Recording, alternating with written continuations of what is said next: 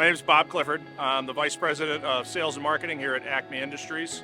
I am also the Chairman of the TMA Education Foundation.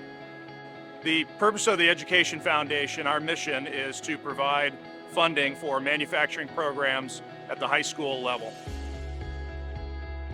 Acme Industry benefits greatly from the Education Foundation by getting a robust pool of talent from the high school level up. As we all know, there's a great labor shortage for skilled machinists, and that's something that our company is looking for always. To have a organization that supports the education of youth coming up through the manufacturing ranks is a great benefit to our company as well as many other small businesses here in the Chicago area. My favorite thing about the TMA Education Foundation is seeing the impact that it has on students.